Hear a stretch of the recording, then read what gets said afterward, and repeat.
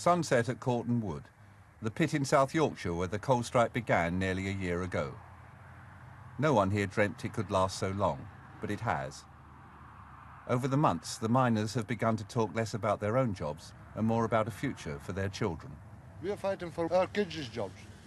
It's them that's going to suffer in the long run, not us. We have suffered now, yeah, fair enough. But our kids is going to suffer for years and years in the future. So your strike's not just about coal then? No, certainly not. It's about the future for the youngsters more than anything. This will be a desert. There'll literally just be houses will come empty, they'll go up for sale and they'll be up for sale for years. There has been some in the village now, they've been on sale for 14, 16 months. Do any of you feel any hope at all? Not at all. That's why we're fighting for this. That hopelessness is all too easy to understand amid the industrial decay of South Yorkshire. There's not much industry left here, apart from coal.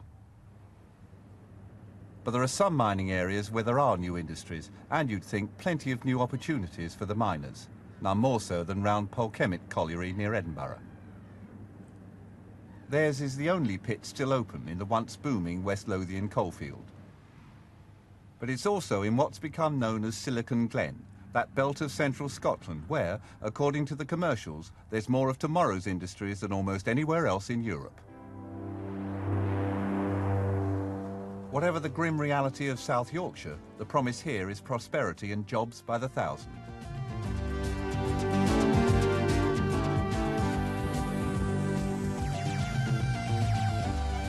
Thanks to government grants, electronics firms from around the world have been drawn here.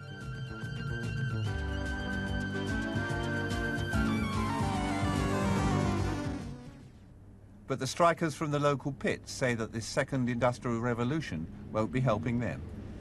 It's providing nothing here except jobs for a small minority of young people who are coming out of school. I have brothers who have tried for jobs in these factories who have had to go through 2 and 3 interviews before they're eventually told they're not getting a job. Put it this way, if the young yins can't get a job, what chance have we got to getting a job if this place goes? Perhaps it's not surprising that men fighting over an old industry should sound so negative about a new one. You wouldn't expect these workers to share the government's confidence that microelectronics will create the jobs Britain needs. But some of the miners' doubts are in fact shared by officials at the government-backed National Economic Development Office. Last year they asked Professor John Ashworth, former chief government scientist, to examine the state of the microelectronics industry. His report found that the industry's future actually hangs in the balance.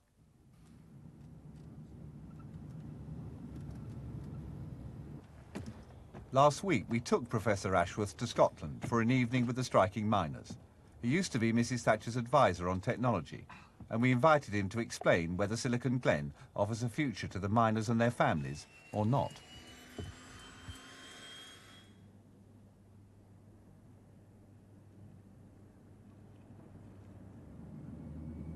The Sunrise Industries. That was the name given to the new technology which the government asked Professor Ashworth to look at.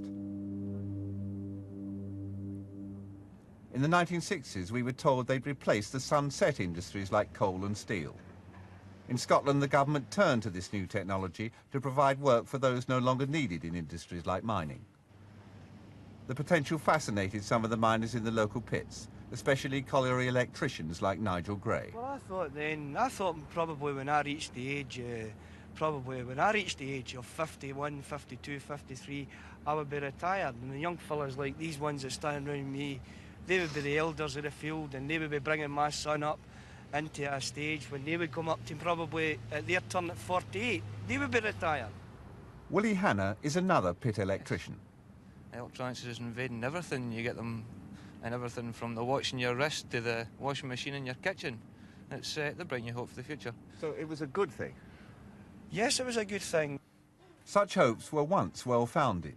In the 1960s, Britain had nearly 20% of a world market that was about to explode.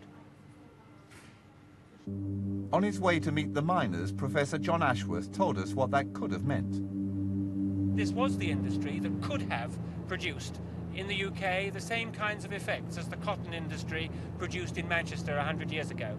It could potentially have transformed the nature of our society, and I suspect actually still will, there have been a whole host of industries which were inconceivable in the late 60s, like the digital clock, the hand computer, the microcomputer, the word processor, the office equipment industry. All of those were potentially conceivable in the late 60s, but had no reality. All those have appeared, and the world market is now measured in tens of billions of pounds.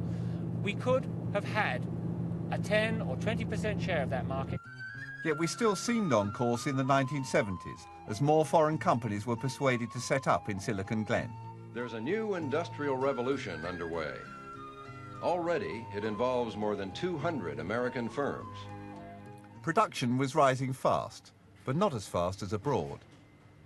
And too much of our growth was dependent on foreign companies, something that concerns pit electricians like Willie Hanna. Well, the foreign firms, of course. There's one or two British firms, but it's not enough. They're mostly American and Japanese firms, but we don't have research and development here, and I think we should have. You've got to chase after the technology fast enough that you can catch it, or it'll run away and leave you. You'll be left with nothing. If you don't have research, then Japan and America will leave you standing. For instance, if you wanted to make an integrated circuit for a special purpose, Japan has such an industry that they can say, fine, we'll make you a custom-built one in 3 months. Over here, we've got to go to Japan and bend the knee and say, well, you make this for us. We should be doing it ourselves. What happened was large assembly plants, often owned by multinationals with their roots in America or Japan or Europe or wherever, put assembly plants up in the United Kingdom, but their components were purchased not from the UK, but from, as like as not, Taiwan or Japan or Hong Kong or wherever. And they were flown into the assembly plants, put together, and then the products were shipped out. So that the plant had a very little impact on the British society as a whole. Outwardly, everything has been done in the last 5 years to promote high technology. But despite these efforts, our share of the world market in microelectronics has plummeted. In 1970, we had 10% of that market. Today, we have less than 4%. Meanwhile, the number of people employed in the industry has dropped by 20%. It was against this bleak economic background that 18 months ago, Professor Ashworth and his committee were asked to investigate just what was happening. The impression we had was of an industry that appeared to be doing all right because it was growing at the rate of about 10 or 12% per annum. But that's very deceptive because the world market is growing at more than twice that, 20 or 30% per annum. And so, relative to the world as a whole, we are in steady decline. The front cover of his committee's report summed up its conclusion: crisis. It spelt out the reasons. Of British companies, it said they're so preoccupied with cash problems that they're failing to anticipate critical developments in technology. It's a charge which is accepted by the chairman of Fortronic, one of the few British companies to flourish in Silicon Glen. To a degree, it's often the problem in our type of company is to get your head up long enough to see what's going on. Yes, I get frustrated with the people who emphasise, not only the government, the local government politicians, chairmen of banks, etc., who decry the lack of small high-technology companies, yet they never really take the decisions to create an environment in which they can grow. The report pinpointed one of the biggest weaknesses.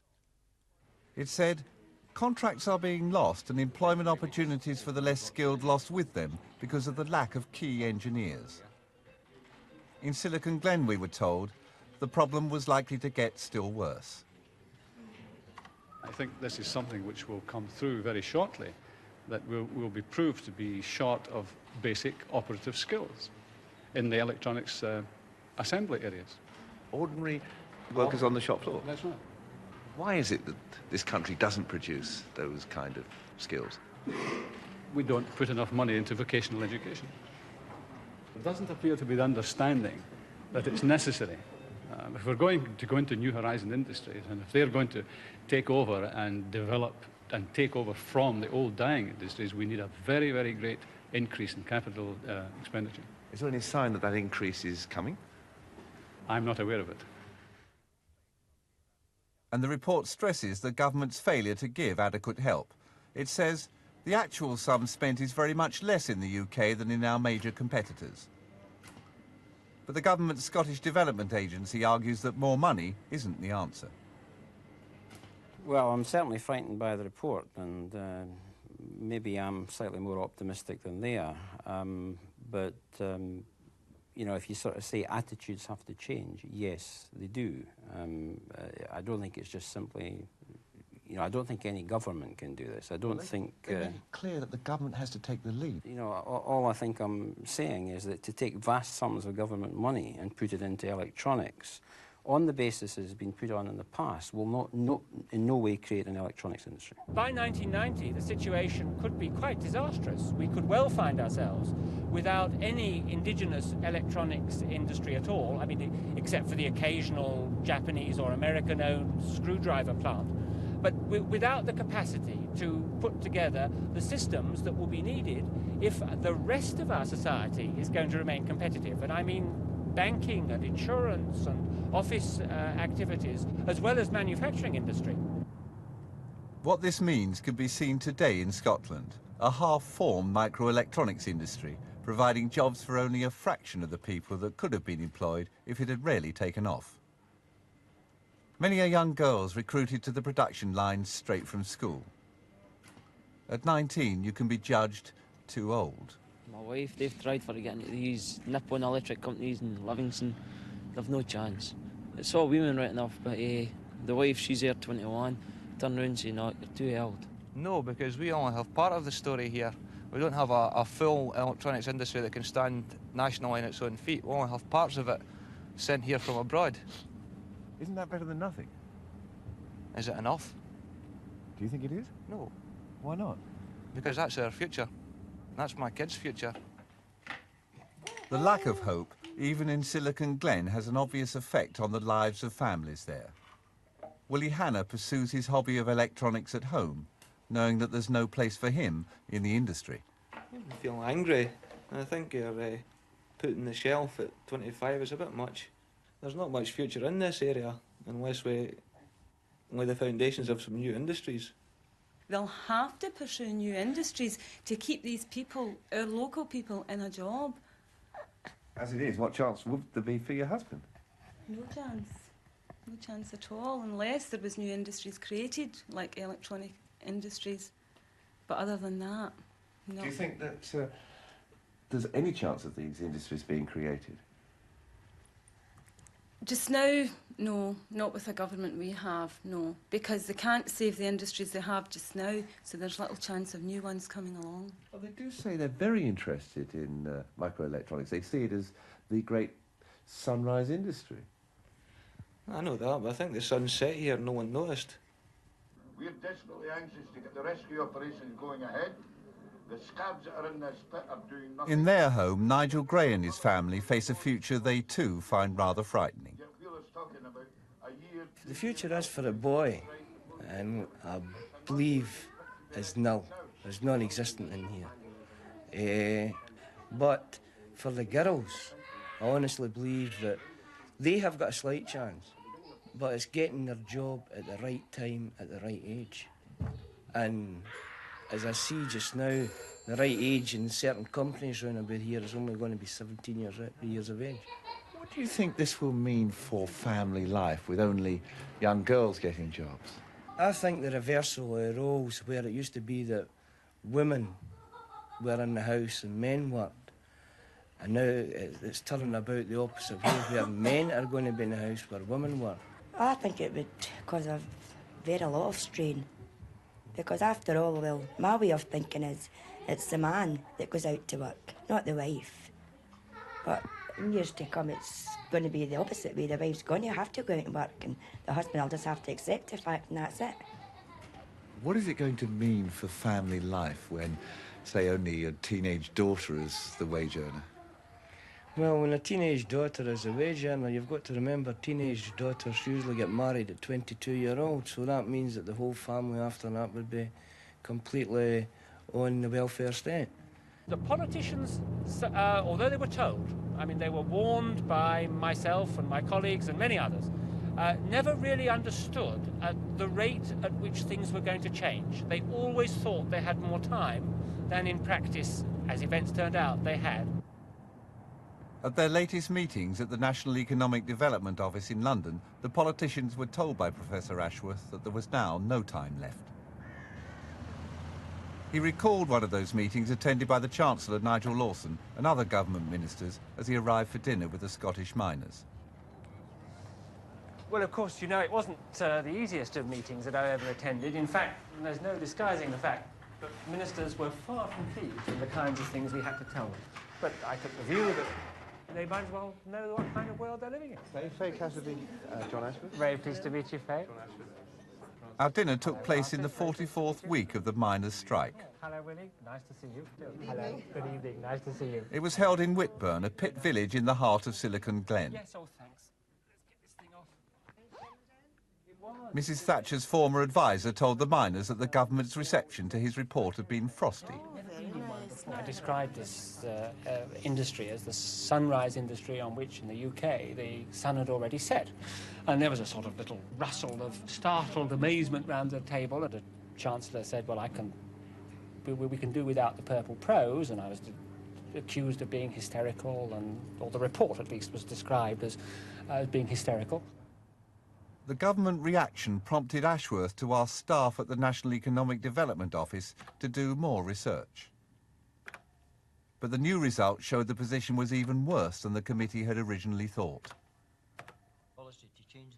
At dinner, the miners found it hard to understand why the government doesn't recognise that there's a problem in the new industries. But as long as you have a government who are totally opposed to that particular type of investment, particularly within the service industries, then how can your report have any effect on the Cabinet?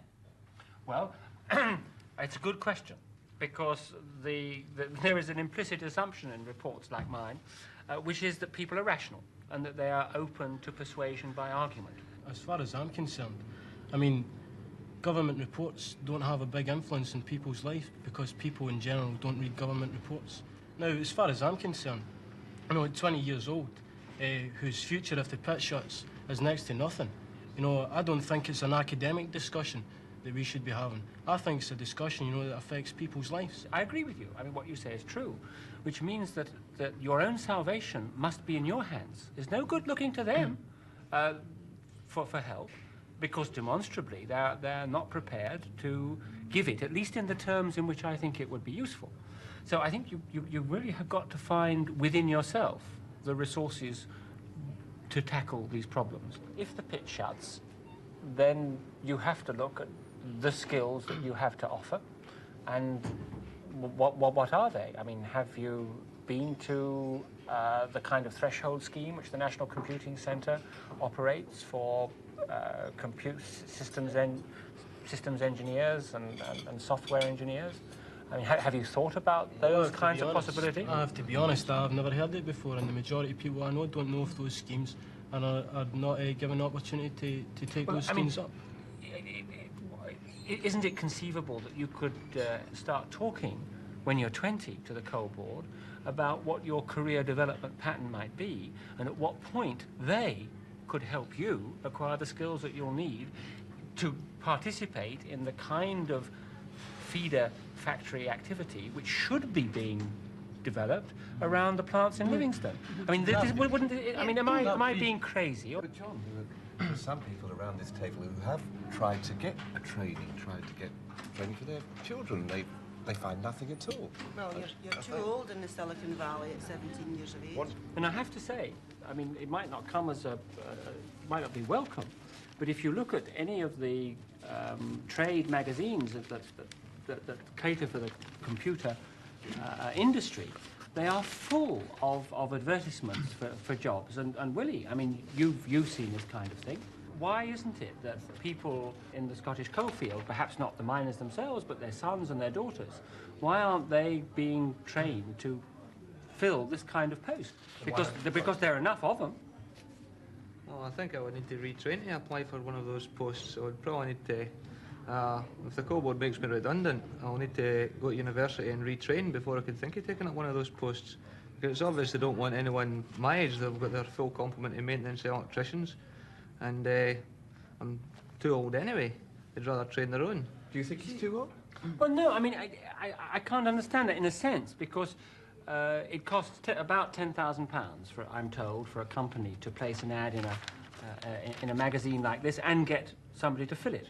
That's a lot of money, and you can get a lot of training for £10,000. So why don't you, I mean, how does it happen? Can I also point out, every one of these jobs is prefixed with the telephone number 01. The cream of the jobs, all, you know, these select posts are in the deep south. The skivvying, the actual scrubbing and the shop floor, the cheap labour has been done up here. But why don't you ask the coal board to provide the kinds of facilities that you need in order to retrain people to fill these kinds of jobs? And I accept that most of them are in London. But at least it would be better, surely, for a young person like yourself to have the opportunity of moving south and going for one of these jobs, rather than staying here and not having anything. Why should I have to? Why should I, as a person, have to move continually away from where I was born and where I was brought up, just to have the privilege, because it's been made a privilege, to have the right to, you know, to finance a decent existence for myself? Why should I have to move to London? Well, I mean, the choice is yours, but all I'm saying is that there are opportunities. Very unfortunately, the choice isn't mine. The choice should be in Scotland for them, not down the south. The choice should be here in Scotland. But what is necessary here is mass employment of people who've been laid off from the old industries. Sure. What could microtechnology do to cater for that? In the short term, I have to say not a lot. I mean, because there will be jobs created in the chip factories, and potentially there could be a lot of jobs. But the real job creation side of it, I believe, comes in the service industries, which are essentially dependent on human contact, people to people. I mean, let me give you a little story which is true actually, of an area near where I live in North Manchester. There was this Jewish baker whose son, 13 or 14, had a Sinclair, and he devised a software program which was a design your own cake program. So you walk into the bakery factory, and the screen would say, do you want a cake? So you would type in yes. Then it would say, do you want 1 tier, 2 tier, 3 tiers? And you would say 2 tiers.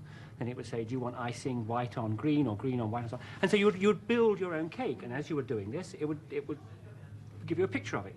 When you got the cake to your requirements, you pressed a button, and that had a printout which went to the bakery, which told you, the bakers, how to make the cake. Not everybody eats cakes. For the past 10 months, we haven't saw a cake.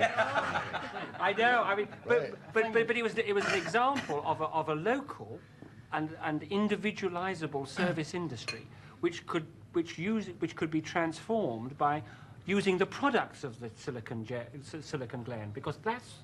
I mean, I come back to the point I made. The whole point of the matter, I think, is that service industries aren't going to be the salvation of the British economy when the manufacturing base has been gradually eroded away over the past 2 or 3 decades. I mean, absolutely. There has to be a wealth-creating section, which has to be manufacturing industry. I mean, I agree with you, but that won't be job creating. I mean, it really won't. What happens if your kind of solutions aren't tried, if we don't have self-help? You face the present situation only, you know, in a spiral form. I mean, it'll come. These issues don't go away. I mean, there is a reality with which you've got to face, and you either do it now, or next year, or the year after. Sometime it's got to be, or your children or your grandchildren face it. The feeling seems to be around here that the miners' strike, is not just about pit jobs. It's about a collapse of hopes, a collapse of alternatives, about the economy generally. Do you think that what the miners are doing today, the desperation that drove them to it, will be the desperation of a lot more people in the future? Well, I don't know.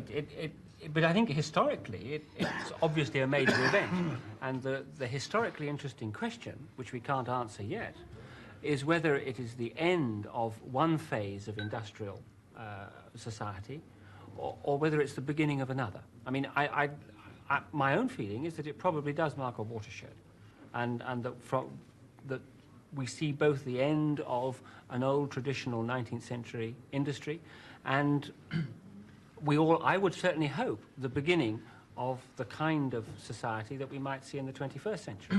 The interregnum, which is the next 20 years of this century, could well be very uncomfortable. In 1981, government consultants warned that by 1990, our trade deficit in microelectronics could plunge into the red by £1 billion a year. The forecast actually came true within 2 years, in 1983, and last year that deficit doubled to £2 billion.